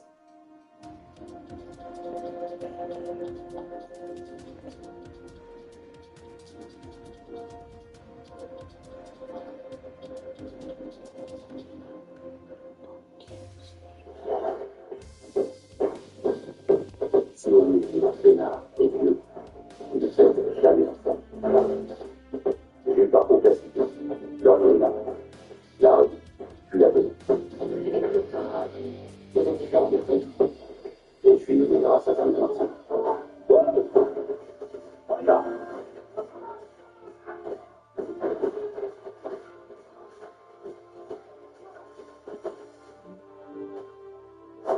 Je m'appelle Néo. Et voici mon histoire. La fille a besoin de toi, Véro.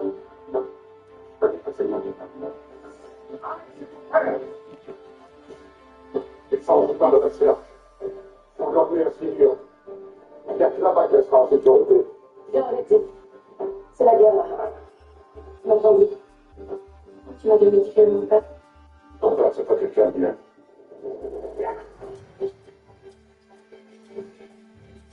Tu vas prendre le bac. Tu m'en prendras. Je pense qu'elle se détape pour.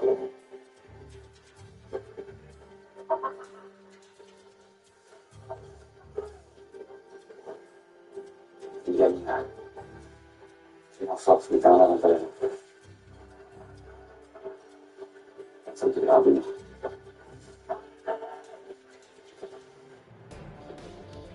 Il faudra pas avoir une deuxième fois.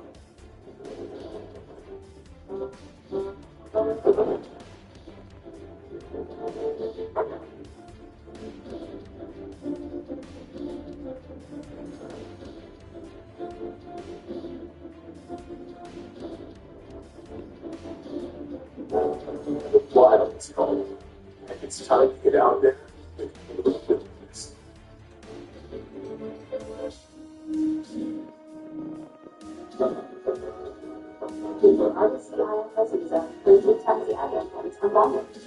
So we have ourselves some updates with the Montreal Canadiens that I wanted to dive into here in this video. And I'm not going to lie, these updates aren't necessarily good news, but they are things that we can dive into. We've got some contract talks, we've got some trade talks. Let's dive into Montreal Canadiens D-man Blaine Hudson to start out this video. A very talented individual, and a player who happens to have Canadian citizenship. Who would have known? Anyways, let's just skip past the Blaine Hudson potentially playing for Team Canada thing for now, and dive into the latest with his contract. So Hudson, his contract expires at the end of 25-26. He's got 1 year left on the deal, and he's coming off of a 66-point and 82-game campaign. Say what you want about Team USA leaving him off of their orientation Olympic team roster, but Blaine Hudson is a very talented piece, and he's a guy that I think a lot of Canadiens fans would prefer seeing get locked up long-term, 8 years with the Montreal Canadiens. Well, we have ourselves an update as to what the contract offers seem to be, courtesy of Greg McKay and his show. Now, I'm going to leave a link in the description of this article on youngexpedients.com by Charles Alexi Brisebois, because it goes up there and transcribes some of McKay's programming. The Recruits Show. Take a look at this. Lynn Hudson received only one contract offer this summer, says Greg McKay. The article opens up by talking about Lane Hudson, who here, raising their hand, saw the Canadians would quickly sign this guy to a long-term deal. Many people thought that. But hey, we're a week away from the Canadians golf tournament and we have to face the facts. Hugo and Rob Hudson, Lane Hudson's agent, are not close to an agreement. Okay, we're not going to go out there and say that. Rob Hudson. On the subject of actually making the contract signing go through, Greg McKay on his Habscast Recruits podcast gave information on the Hudson contract situation. Basically, the former scout mentions that the Hudson group received only one contract offer during the summer. It didn't live up to Lane Hudson's expectations, who ended up saying no. Because these negotiations are moving very quickly, McKay expects them to be done next summer. By force of circumstances, the more the case progresses, the more we understand that in the very short term, unless there is a change, there will be no Lane Hudson extension signed. Time is of the essence in terms of his contract situation, since he has 1 year left on his ELC, and he isn't eligible for arbitration or offer sheets in 2026. But Lane Hudson can play well and add value regardless. And most importantly, in the meantime, Hudson's party will have to keep quiet so as not to become a distraction around Lane. Because seeing his agent defend his father's words by saying it was the media's fault that Rob Hudson's school went viral, that's not very good. Now, we're not going to dive too deeply into the responses to Rob Hudson and the commentary about Lane becoming a Team Canada player, but I did think it was interesting to hear this update here from McCag, that Lane Hudson apparently was only really offered one contract, and it was a little bit low, and he said, no, sorry. This doesn't incite any reason to panic, in my opinion. I think a lot of Canadian fans sort of understood already from the get-go that Lane Hudson not signing right away was very much a possibility. In fact, it was probably the more likely possibility here. For Lane Hudson and his party, it's like, why would you sign right now? Why would you put all of the power in Montreal's hands? Why would you not want to wait a little bit? See if Lane Hudson can have an even better 25-26 campaign than he had in 24-25. And at that point, potentially increases value. If Lane Hudson is a point-per-game defenseman for the Montreal Canadiens to start out the 25-26 year, then there's no reason for him to hold out and to try to get any sort of a cheaper deal. Now, I don't want to make it seem like I think, Lane Hudson is this Mitch Marner-esque, money-hungry, penny-pinching, get as much money as he can type of dude. Of course, that's probably not the case. There are other players on the Canadiens that are making a lot of money, and Hudson has to share the wealth. But if there's a difference between 5 and 9 or 11 million bucks, obviously Hudson and his party have it in their best interest to take it. So with all this in mind, it's not surprising here. Hudson and his party, they're going to work it out a little bit. Montreal isn't really looking to get a contract done right now. Either they kind of understand, it's not really too much of a focus for the team right now to invest all this time into getting a Hudson extension done at this point. So, based off of the information received here, it seems like we're going to have to wait a year before Hudson's contract ends up getting finalized for the 26th or beyond. Now, let's change our tone a little bit and start talking about some other things with the Canadians. Like this. It was posted on BPN Sports Talk Radio's Twitter account, and it's a quote from Renaud Lavoie on the program. Will Kent Hughes pull another rabbit out of his hat in the coming weeks? Your opinion? And you will see the quote here from Renaud Lavoie. Yes, they will have another trade. The only problem is, we just don't know the exact date.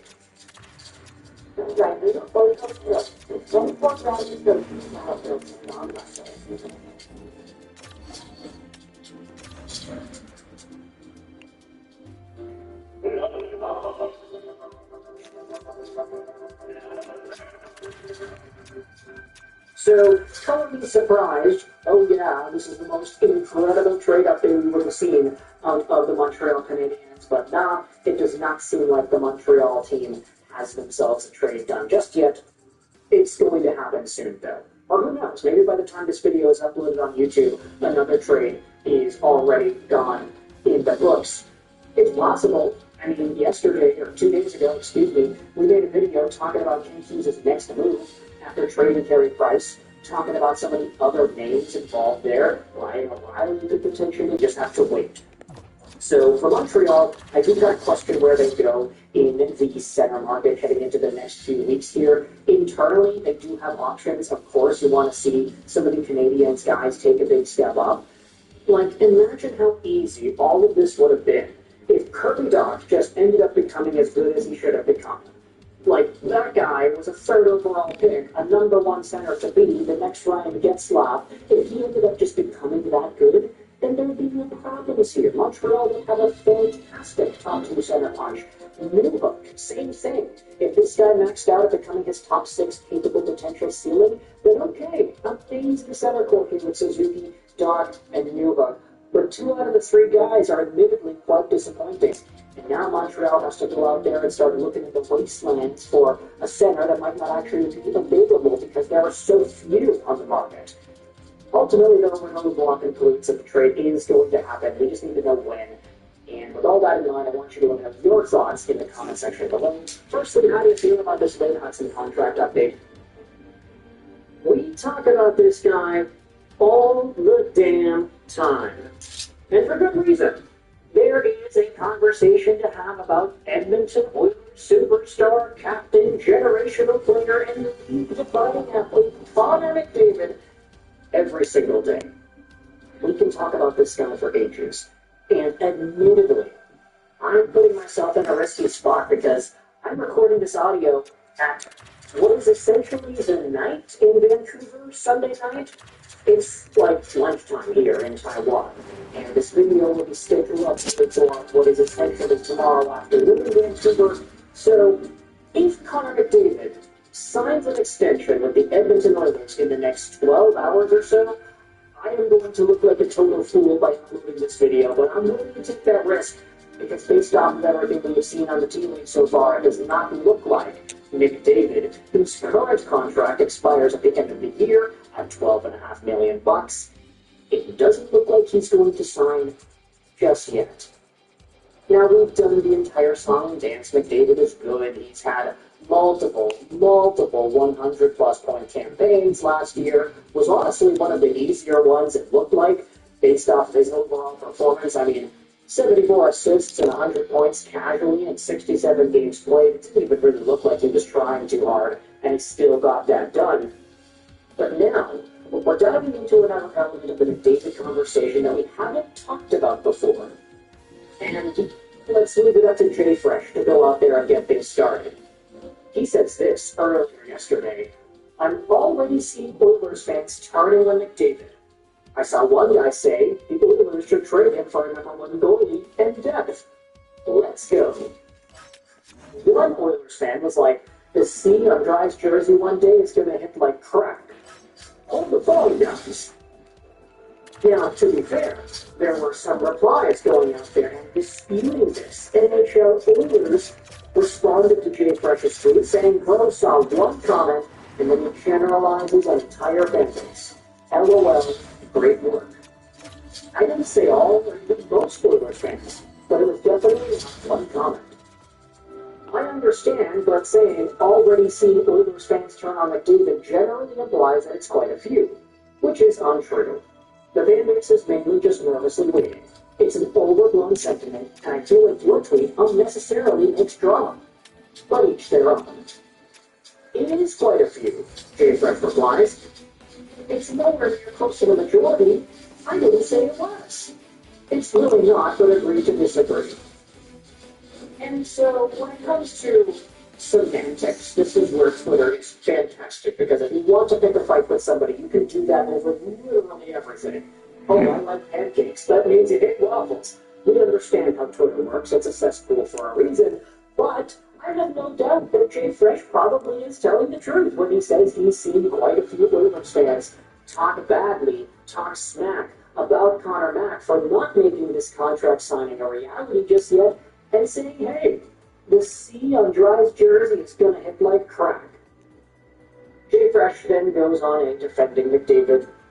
Friend here. A reply says, I'm fairly confident this gets done, but I don't think it's necessarily turning on him to suggest that the season gets going without a contract or at least positive conversation. The Oilers need to make sure they don't lose him for nothing. Jay Fresh says that's not what I'm talking about. He's just strictly talking about the fans replying to the situation. To be fair, McDavid hasn't proved he can lead the team across the finish line as the focal point. He literally has a consolation trophy and has scored a 141 pace in the past 4 playoffs. What could he do? Is McDavid supposed to play goalie for the Oilers too? Now, to expand more on this conversation, let's go to a tweet posted by Kevin McCurdy, who went out there and responded to the Jay Fresh conversation saying this. I'm just begging you all, Oilers fans, with this mindset, please don't prematurely overreact. This dude has literally given blood, sweat, and tears for this organization for a decade, and they've built one of the most competitive teams in the league. An ounce of understanding, patience, and loyalty is owed. Please don't turn Edmonton into Toronto 2.0. That is to say, Connor McDavid has been a gamer, he has been totally devoted, he has been there, he has showed up, he has been present with Edmonton this entire time. If it inevitably goes down to him wanting to leave, and he doesn't want to stick around, he wants to sign elsewhere, and doesn't feel confident in Edmonton, then don't turn on this guy. Don't go all John Tavares, New York Islanders on Connor McDavid. And I get that that was a different situation. Tavares really played the Islanders. It doesn't seem like McDavid is in spot to do that. Mr. Alberta goes out there and says, the dude didn't post any of the McDavid hate he's seen. No chance, he's full of crap. It's the equivalent of experts say, quote-unquote. Kevin McCurdy replies saying, I've seen these posts as well. I just won't tweet the Jay Fresh because he doesn't break any of what he's talking about. Another reply says, I agree with this. It's fair to question what's going on behind the scenes, and David has had months to think it over. He's earned the right to choose whatever he wants. However, this is not how a strong leader acts. Forest legislation is on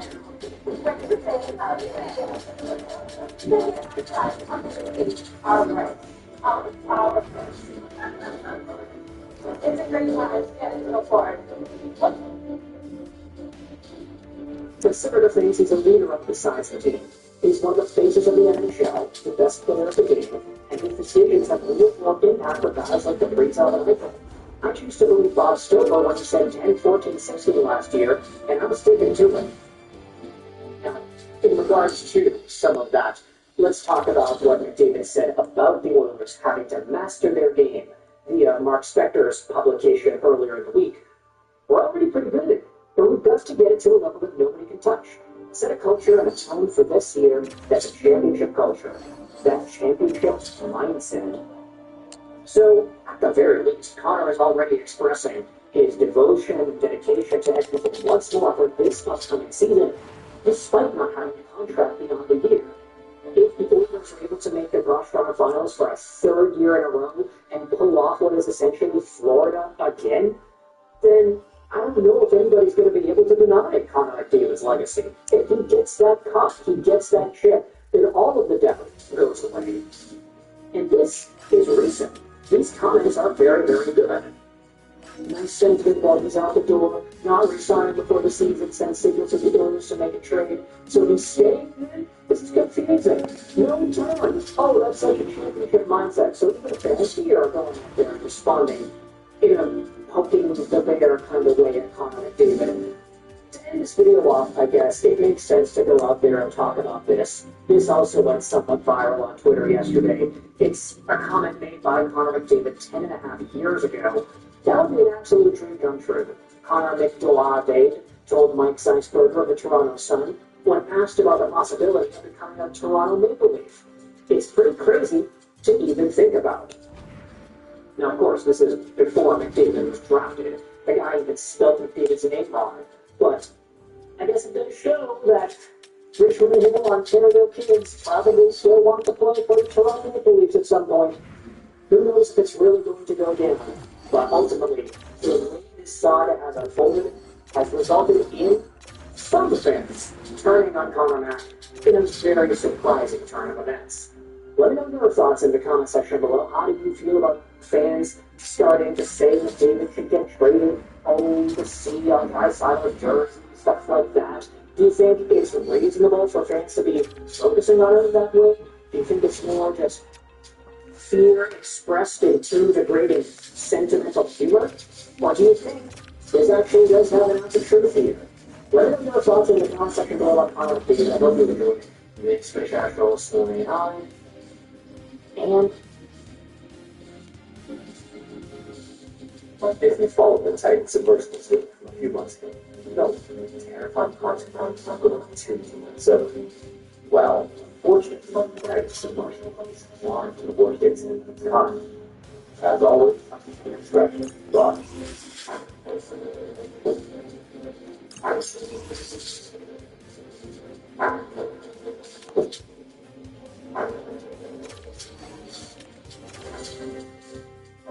being afraid of the ocean on the feeling is justified. If you are unlucky to find yourself little, not only do you have no way of settling down to just sport, dangerous. Thousands of people over there's nothing but in-hospital livings and pretty much the amount of time the building and water. That alone is terrifying enough. So incredibly, all this terrifying the ocean off the bank of rivers. There's one thing you might not have heard. It's the most terrifying of all. Take a look at this picture. This is an image of the romantic picture that was taken by National Forward. For those of you just listening up there, right to the story behind the stories. This is something that's anything associated with the world. Typically, these are small, like those that have had 10 years. However, they are constantly forming any body of water occurs in the Earth's ocean. These can be exploded. Simultaneous and similar to the Earth. The one in the picture is 150 kilometers across. The reason it's so visible is that it happened to fall together in the lots of places. Now, generally, aren't functions, but not always. In 2014, a diesel-electric submarine was running diligently in Paris, a lot in the South China Sea. These islands are these beautiful tropical islands with sand, surrounded by structural jobs. This is one that is. There are several trenches which run within 10,000 feet, and the very depth of the turns the air to blow them strangely. As the sun was traveling along, operating on the paths over one of these trenches, but all of a sudden, it began to descend. The captain needed the channel to make sure all systems were functioning properly. This meant the sun was holding down. The captain then ordered the sun to ascend, but it was like the sun was falling off the cliff. These two trenches were being pulled from some space. As it continued, the sun became dangerous and close to its massive operating deck. All of a sudden, the massive deck became safely goes to the immense pressure of the ocean. If they could shield the constructively withstand the pressure over in the sun to concentrate water. If you follow the type of submersible solution, probably is what happens when it's crushed at. As this continues, the group of people bending and growing and some pipes begin to burst. Water is poured out the engine.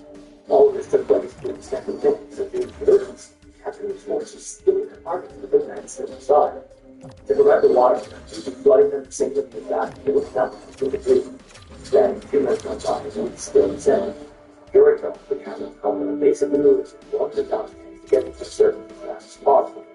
Then, like the woman crushed them to begin to descend and flooded the form of death up to the surface. They somehow managed to escape by just within its margins. It's not clear if the captain's orders had saved them or if it was just luck. Either way, not a single man was lost.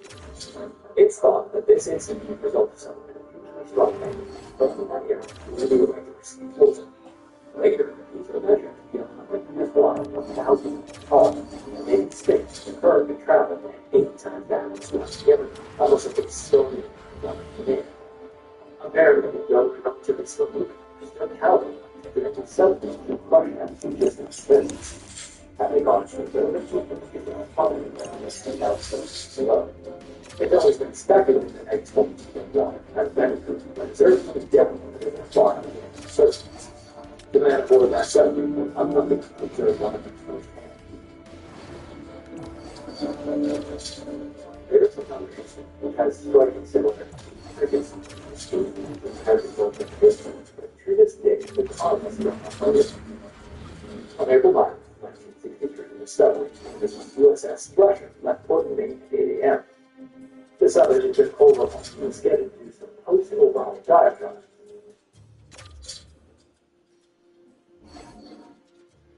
Goldfish, James Boxers, dragons, all the filters. At 11 a.m., the men scheduled within 12 hours again, looking into series of team battalions to further challenge integrity that was the overall system. To do this, so began making series of small sailboats and 700 4 times the positive showing the police test, metric descent on sub, air breakfast, minor problem, and positive angle, something below. This was a reference to lower the ballast tanks in an effort to make a quick descent. After that, there was a silence for a few minutes until 9:17 a.m. when the final message came in. Through static, all that was received was a test on and was not answers. It's thought that although not transmitted, the message Philip was representing a seeding aspect. From that point on, some of the government series of terrifying events. First, the pipes of the Rome were burst entirely. This would then cause flooding and make insane outputs of water from pressure. This flood would ensure an electrical system.